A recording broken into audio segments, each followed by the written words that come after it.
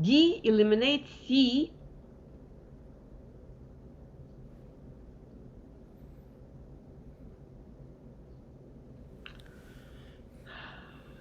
Eliminate B. I choose A at this time, an employee, because for example, if you sell a house, you employ escrow so they can do a job for you. How about it? You know,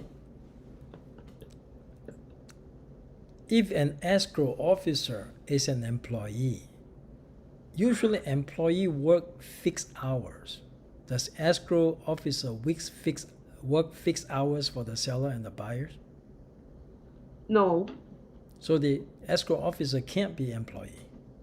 Okay.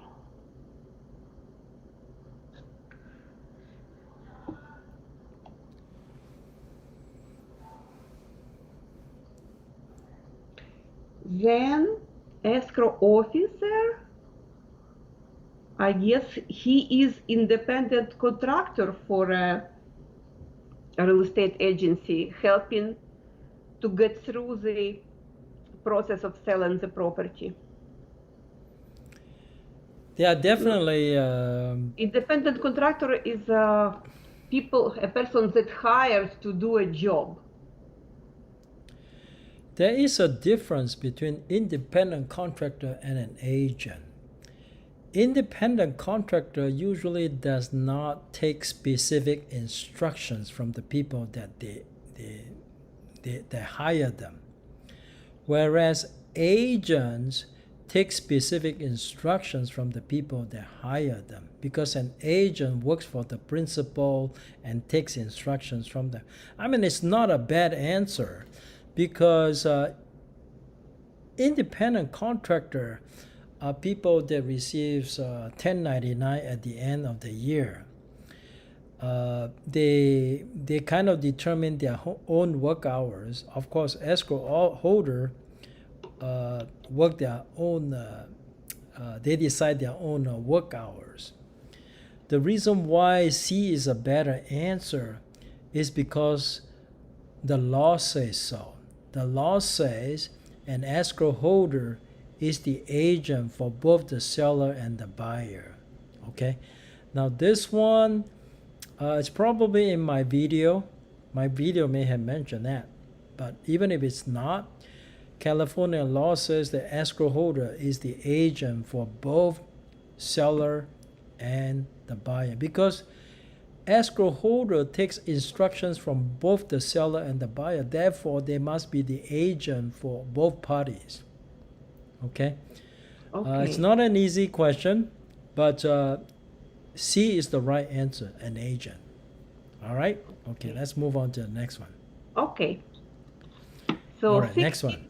62, a survey that refers to fractional sections, townships, and ranges is a legal description by A, meets and bounds, B, recorded map, C, U.S. government survey, D, none of the above.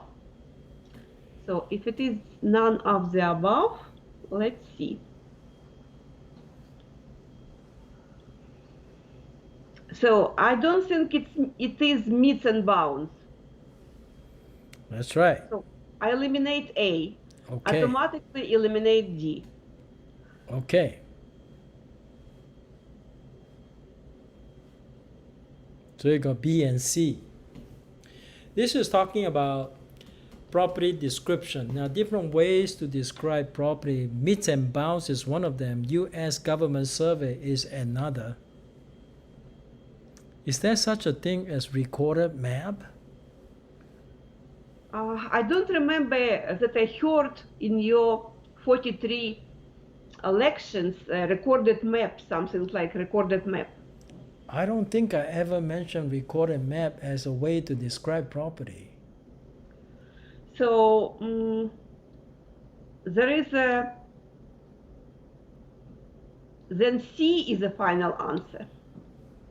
That's right. C is the right answer. U.S. government survey. because B, there's no such thing as record a map as a way to describe a property legally. Meets and bounds usually would have distances and directions, and this one has no distances and directions. Townships and ranges, fractional sections. Okay, those are U.S. government survey. Okay, C is the right answer. All right, Joe got it right.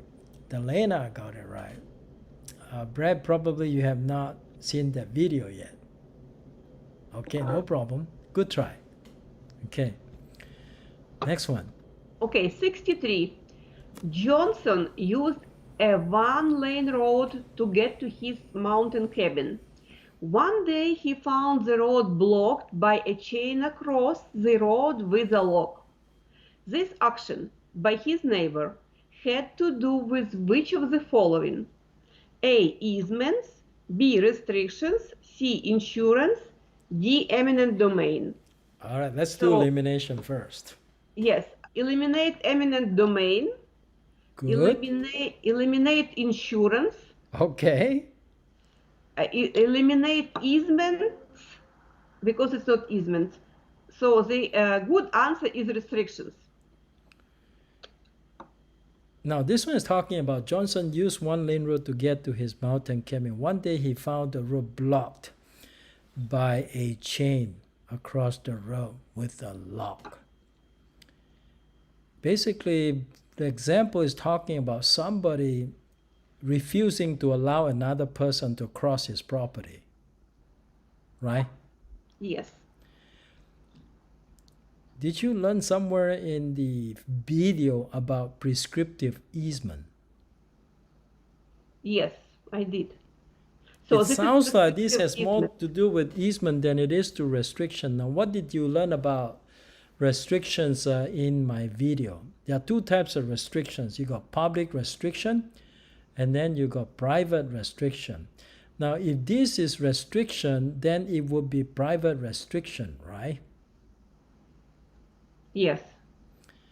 But remember what I talked about restriction. Restriction talks about things like, for example, this property could only be sold. You cannot build a second story on any houses in this community. That is a restriction. In other words, the community only allows one story. Now, whenever you talk about a road, an access road, is usually about easements. So Johnson now has to go and apply for easement, huh? Well, it's not about we don't have enough information about the question to know whether there is an existing easement, but this could be an easement issue. Now, let's say, for example, Johnson used a one-lane road to get to his mountain cabin, which means that he has to cross somebody's property, right? Yes. And if this is a private road, and one day he found the road blocked by a chain across the road with a lock, that tells me that the person whose property he crosses doesn't want him to use that road anymore. So it has more to do with easements. It has nothing to do with restrictions. Restriction is more about restriction on the use of your property in a community, such as you cannot build a second story, that kind of stuff. So the correct answer is actually easements. All right? So as you can see, Tanya, it isn't easy. Okay? Yes. So you got to study hard. Okay? Study hard. It's not easy, I'm telling you. Okay? All right. So next one. Okay. So this 64. question I did not understand very well. 64. Forget it. We don't have a symbol, so don't worry about this one. Skip that one. 65. Okay.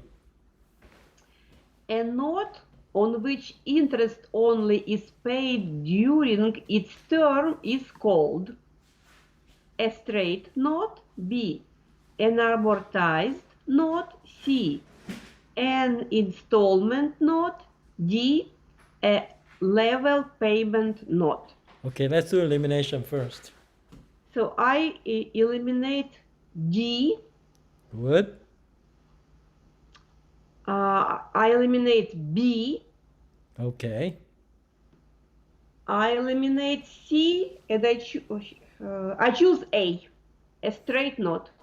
Yeah, this one is definition. This one, if you've been watching the video, this is a gimme. You know, in exam, sometimes you have to have these gimme questions because some questions take you too much time to think about the answer. So you need help from question like this because the minute you see the question, you know what the answer is. That kind of question is what I call a gimme question. Okay? So 65 is A. Straight note. All right. All right, Kevin, you got it right. Brad, you got it right. Joe, you got it right. Delena, everybody got it right. Tanya, you got it right. So that's an easy one. Okay? All right, let's go on and do the next one. 66.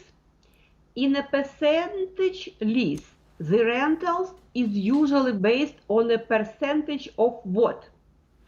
A value of the building. B. Gross sales with a minimum rental. C. Net sales with a minimum rental. D. Assessed value. I eliminate D. Eliminate A.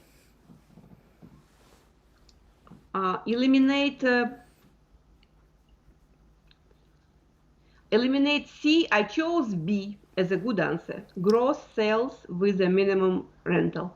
That would be correct. Congratulations. All right. Next one. 67. No subdivision lots can legally be sold or leased prior to A. Furnishing a copy of the commissioner's final public record to the customer. B. Giving the customer a chance to read it. C. Obtaining the signature of the customer for a copy of the report. D. All of the above. So it is D. So we will see.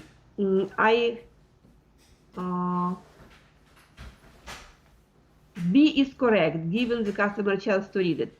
C is correct, giving signature. That means D is the final answer. D as in donkey? Donkey, yes. Correct. You know, in California, there are two types of public report. You have the preliminary public report, and then you have the final public report. The preliminary public report is pink in color. The final public report is white in color. So therefore, the preliminary public report is known as the pink report, and the final public report is known as the white report. With the pink report, you can only take reservation. You cannot even sign contract if you are a developer. You cannot sign contract with the purchaser if you have a pink report. Now the question says no subdivision lots can legally be sold or leased. They use the word sold. So that means that it's talking about contract, right? Yes. So you're talking about signing purchase contract or rental contract or lease contract. Yes. That would mean that we're talking about the white report, which is a final public report. Now there are three things that the developer has to do. They have to give a copy to the consumer. They have to let the consumer have a chance to read it. And then they have to get the signature of the consumer, like a receipt. So it's all of the above. Congratulations, you got it right. Okay, so that wasn't too difficult.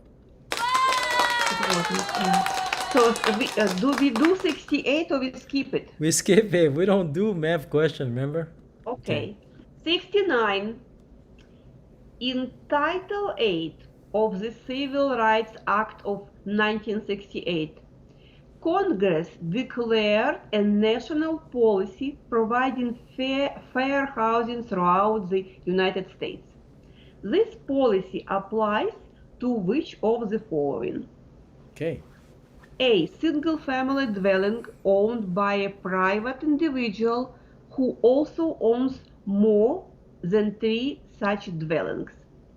B. Multi-family dwelling of 6 units where the owner occupies one such unit as his residence. C. Individually owned single-family residence offered for sale through a real estate broker. D. All of the above.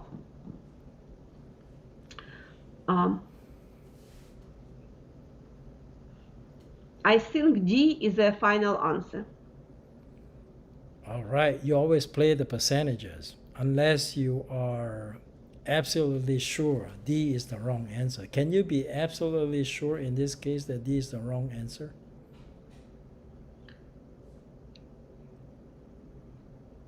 I think this policy applies to A, applies to B, and applies to C. So D is a good answer. All right, let me ask you this. Do you know if Civil Rights Act it's a federal law or is it a state law? It is federal because it's declared by Congress.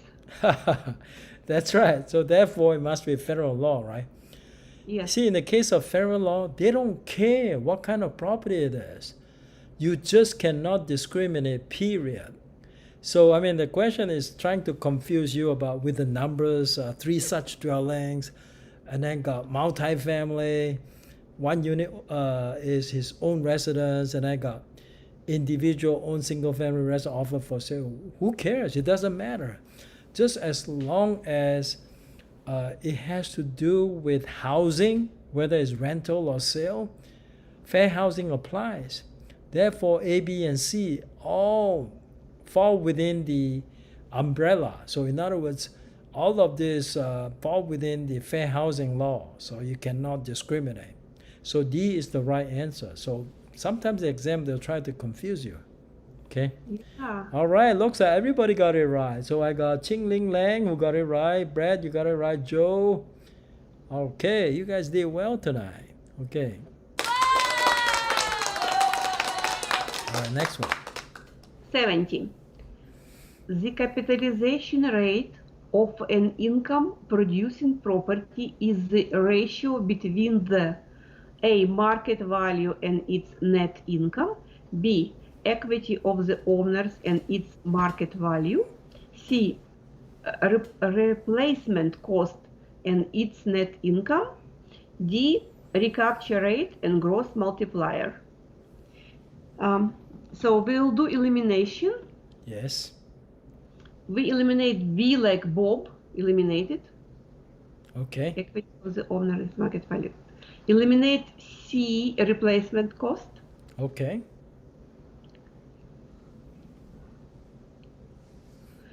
Eliminate D and choose A as a final answer, market value and its net income.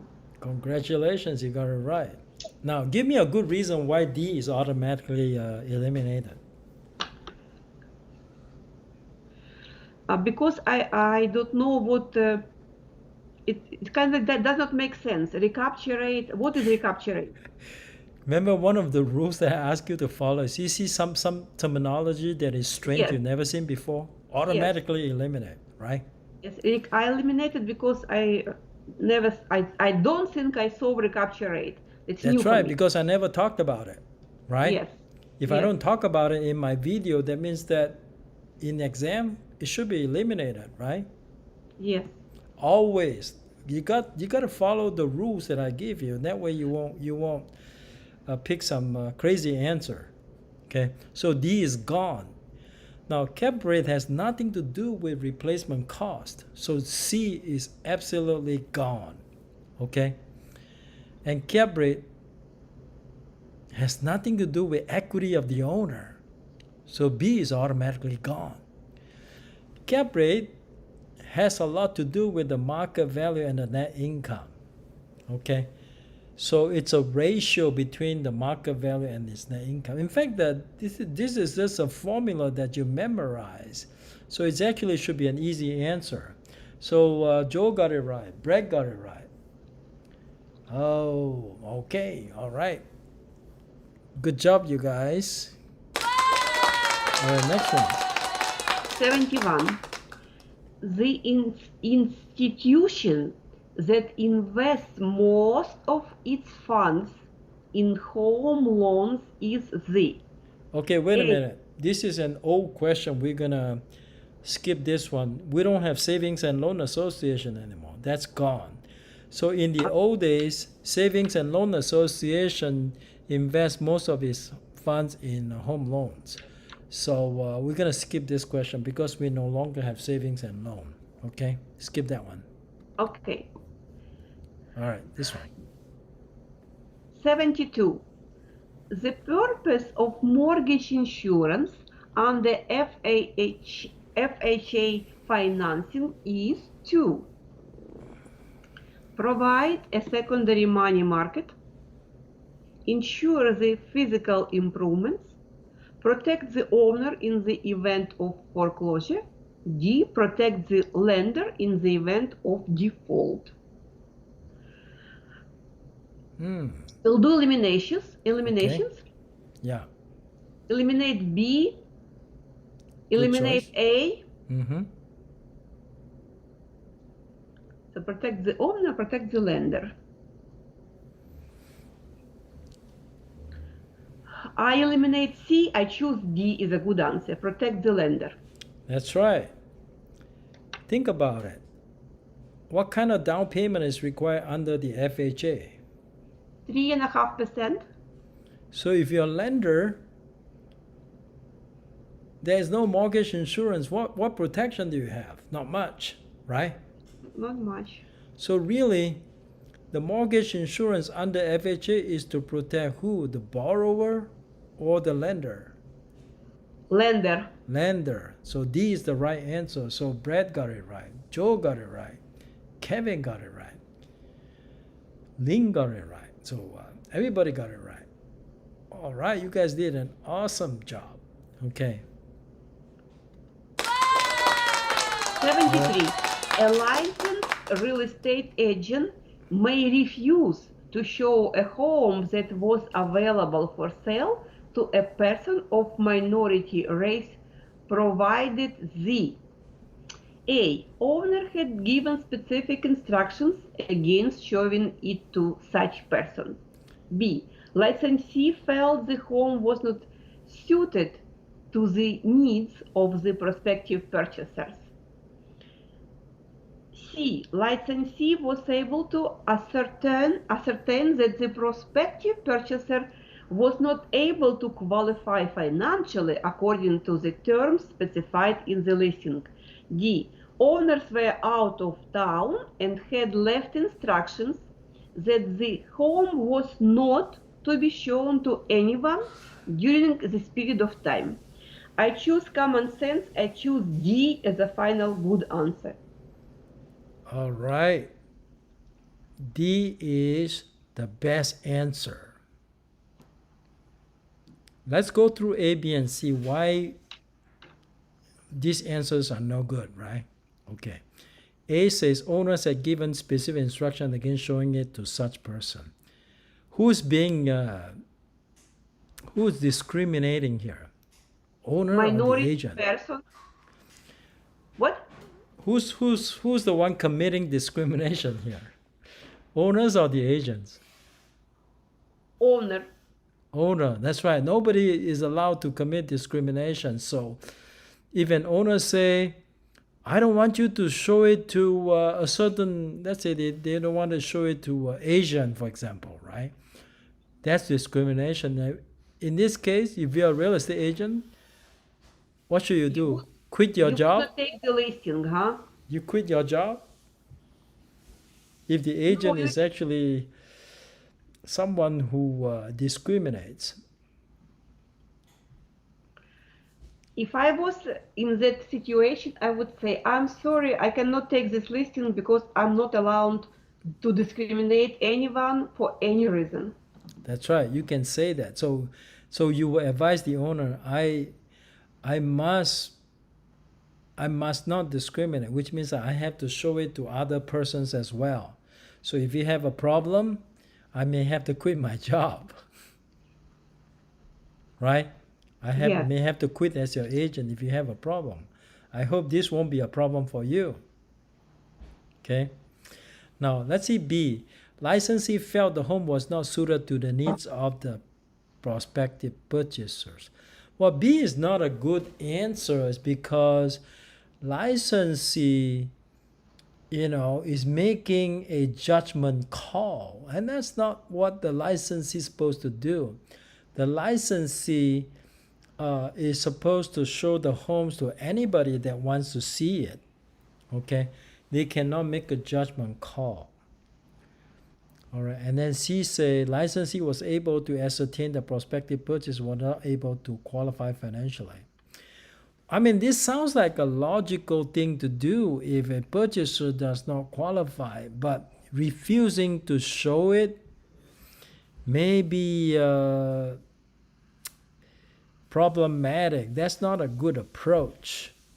If they want to see it, unless it's the owner that says, hey, let's say we change the question a little bit. Let's say the owner says, I don't want you to show it to any prospective purchaser who's not pre-qualified to buy my home. Can you follow that instruction? I think yes. That's right. Because if the owner tells you so, but you cannot make that decision on your own, it has to come from the owner. Okay. Same thing with B though. I mean, if the owner says, I don't want you to show this home to anybody that you felt are not suited to buy this home. Probably the owner is probably not going to say that because that's asking the agent to make a judgment call. What do you mean by needs of the prospective purchaser? Good school district, not so good, whatever. But B and C are not good answers. C is the best answer. Okay.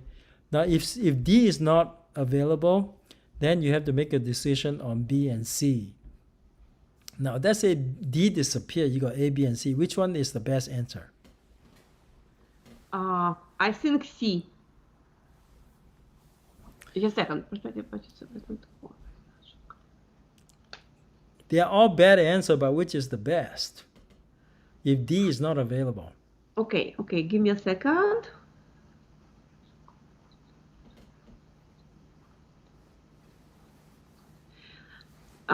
If D disappeared, I choose C. Licensee was able to ascertain. Yeah, if D disappears, C is the best answer though. Yes. Okay, good. You are doing well in terms of common sense, right? Okay, sometimes you just have to use common sense. All right, so Brett got it right. Lynn got it right. Joe got it right. Perfect. You guys got it right. Congratulations. Okay. 74. A lien created under the Street Improvement Act of 1911 would be superior to an existing first trust deed and note, an existing second trust deed and note, C, declaration of homestead, D, all of the above.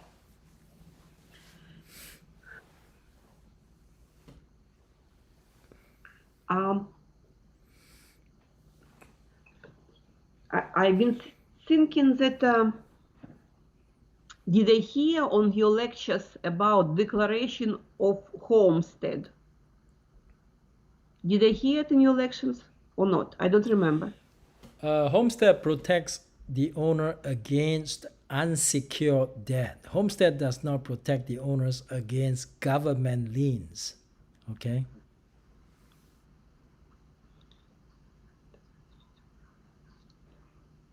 So I think this lien would be superior to existing first trust deed and note.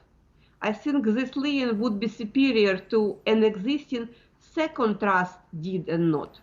So in order to pick D, you already need to have 2 of 3 as the right answer. So A right? and B sounds good to me. I'm not sure about C, so I choose D as the final answer anyway. D. Okay. Now, the only time that you don't pick D when you have all of the above is that you're 100% sure One of the three answers above is a wrong answer. But since you are unsure, always fall back on all of the above. Okay? All right? That's the rule that I'm teaching you to use. All Yes, right? thank you. If you are not sure about any single one of them, always pick D. Okay? All right, so D is the right answer because, government liens are superior to all three things. They are, in fact, there's nothing more superior than government liens. So government liens is superior to anything pretty much. Okay, so D is the right answer. Well, congratulations, Tanya. Brad got it right. Joe got it right. Okay, you guys did well. Great. Okay, next one. 75. One of the chief differences between an attachment and a judgment is that the attachment covers all property of the owner. B. Attachment is recorded after a court decision. C. Judgment is recorded prior to the court decision awaiting the outcome of the lawsuit. D. Judgment is effective after a court has rendered a decision. So I will eliminate C. Yes, good choice. One of the forms between attachment and judgment is that difference.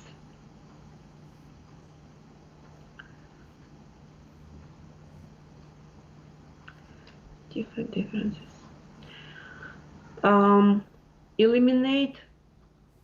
It is the same. So I eliminate B and D. I choose A as the final answer. Well, unfortunately for you, A is not the right answer. Okay. One Because of the chief differences between. well, let me explain to you. Now, this question is testing you on the definition of attachment and judgment. Judgment is something that you get from the court after the lawsuit is finished. It's Yes. over. Yes. So D would seem to be the correct answer. Judgment is effective after a court has rendered a decision. Okay? Now, let's see why A is not the right answer. Because an attachment is a specific lien. It does not cover all property of the owner. It covers specific properties of the owner. That's why A is the wrong answer. Okay, how about B? Attachment is recorded after a court decision. That is correct as well. That's wrong. Attachment is recorded before a court decision. The purpose of attachment is to freeze all the assets of the defendant so that when you win a lawsuit, when there is a judgment, there are assets for you to put a lien against. If you don't have an attachment, you risk that the defendant might sell all his assets before the judgment is rendered. Okay? See, that's the purpose of the attachment lien. That's why attachment lien is always recorded before a court decision, not after. Before a court decision. So the correct answer is D. Well, congratulations, Joe, Brad, and Ling. You all did well. Okay. All right. Next one. 76. Covenants and conditions placed in deeds often restrict the use of the property by the grantee. If a condition is breached, the consequences resulting from the enforcement would be A. Which one is more severe between conditions and covenants? I think conditions are more severe. Okay, good. You're on the right track. Okay, go ahead. A. Conditions more severe if it was a covenant. B. Conditions more severe as a condition. Oh, just a second. More severe if it was a covenant. More severe as a condition. The same as covenant. D. Profitable for the grantee. Do so elimination. Eliminate D. Yes. Eliminate C. because it's not the same as covenant. Conditions, no. Eliminate B, choose A as a final answer. A. Well, A can't be the right answer though. I think you just said that condition is more severe than covenant. Here it says more severe if it was a covenant. That's just the opposite of what you said earlier. Okay, does not it mean that condition more severe? More Yeah, it's more severe as a condition. The best answer is actually B. Condition? If the condition is breached, right, the consequences resulting from the enforcement would be more severe as a condition.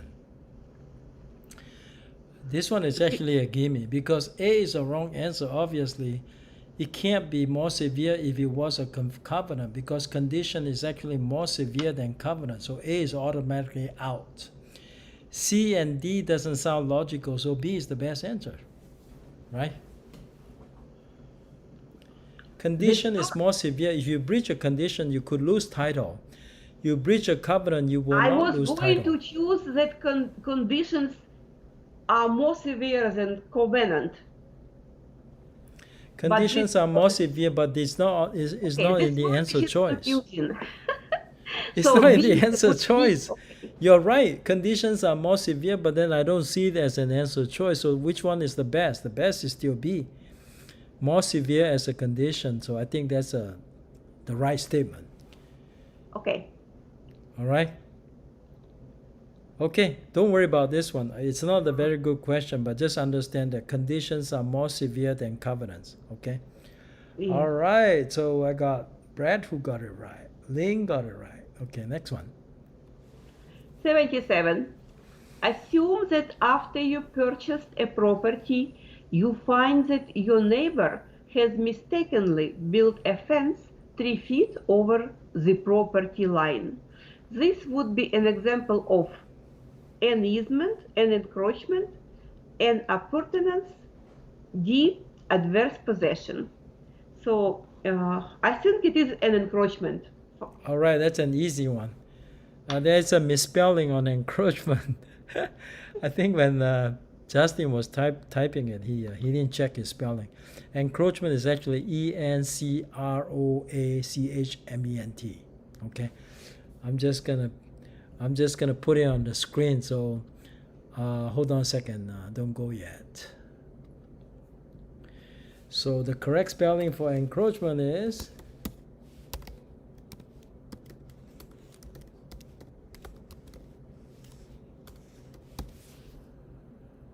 hold on.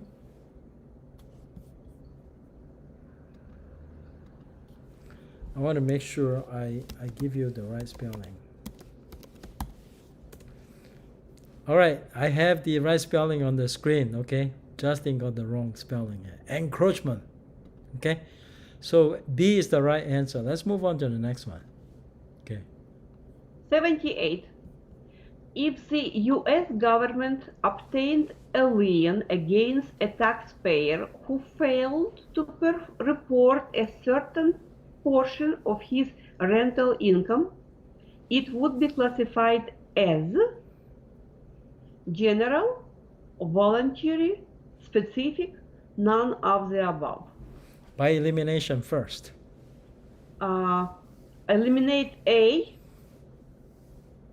Eliminate B. I think it is specific lien. Unfortunately, you're wrong. Government liens are always general liens with the exception of the property tax lien. Property tax is the only government lien that is a specific lien. All other government liens are general liens. So the correct answer is general.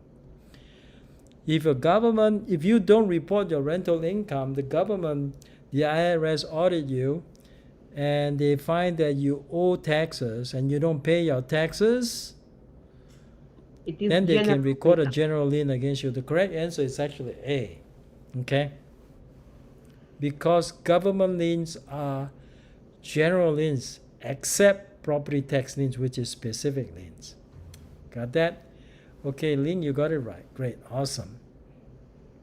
Joe got it right too. Unfortunately, Brad, you got it wrong. Okay. Next one. 79. Which of the following is not a requirement of a grant deed? A. Adequate description. B. Signature of grantee. C. Written document. D. Signature of grantor. It is B is final answer. That's an easy one. That's a gimme question. All right, congratulations. Yes. You got it right. Okay, let's go to number 80, which is the last question of the night. All of the following acts would be a violation of the California Fair Housing Law, Rumford Act, except A. An owner of a single-family residence refuses to sell his home to two parties because the buyers are unmarried. B. An owner of a single-family residence refuses to rent a room within their residence to a prospective tenant because of their religious beliefs. C. An owner of a duplex refuses to rent one unit to a prospective tenant because of the prospector's race. D. An owner of a large apartment complex refuses to lease an apartment unit to a single person because most of his of the other tenants are married. So I would eliminate B and C.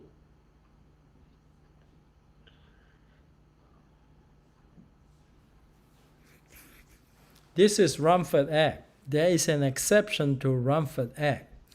Normally, you cannot discriminate people that wants to rent properties, but there's an exception. So what is that exception? That's the exception that is within one of the answers here.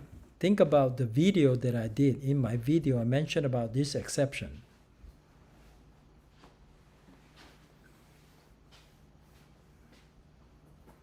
I mentioned a Rumford exception in my video.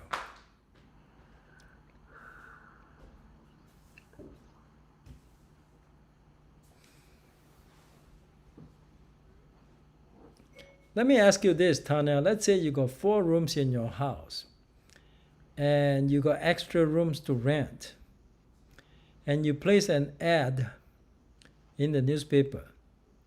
Can you say you prefer female tenants and no male tenants? Because you're female, you prefer female tenants. Yes. And that's not discrimination, is that? No. Okay, but if you rent the entire house, you put an ad on the newspaper, but you're renting entire house. You don't live in the house. In this case, can you say you prefer females? No, I cannot. So what is the Rumford exception then? Explain to us.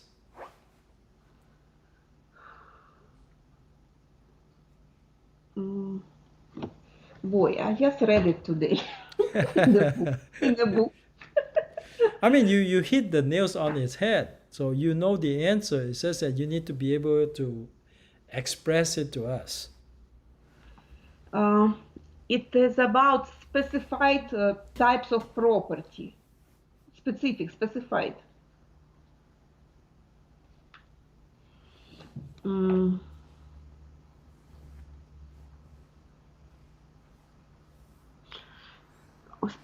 So I eliminate B, C, and D and choose A. Unfortunately, you got it wrong. You just answered my question. If you live in the same house as the tenant, you have the right to choose females only, right?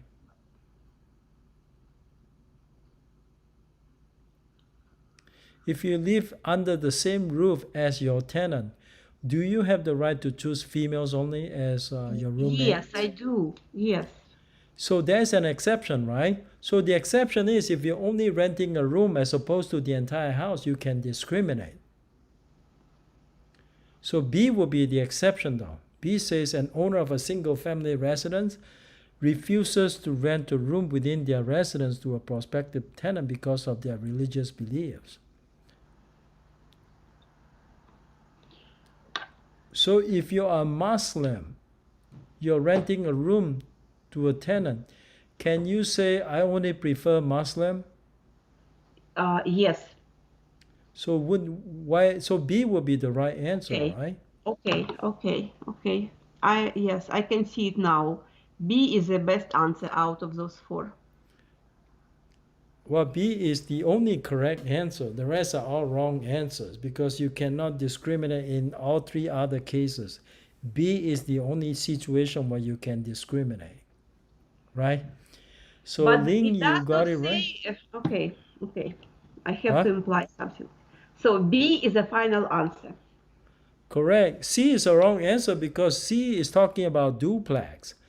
In the case of C, the owner of a duplex is not living under the same unit as the tenant, whereas B, the owner of a single family residence, is living under the same unit, in the same unit as the tenant, so they can discriminate, right? Yes. All right, got it. So Brad got it right, Lynn got it right, Joey got it right. All right, you guys are getting to be very good, okay? So Tanya, next week we will finish up 81 to 100, and there'll be all the practice that we're gonna have. Now after episode 17, I will have more live stream, but those are by invitation only, okay? Now to get an invitation, you have to be my student, or you have to be students from another school who are planning to join my brokerage company or to join my team essentially. Then I'll let you have the invite. Now you if you are one of these two categories, if you don't have an invite, feel free to send me a message, okay? I'll be happy to send you an invite. All right, so one more episode and we're done with the practice. So okay, see you guys next week. Thanks. Thank you. Good night. Okay, bye. Good night. Thanks, Tanya.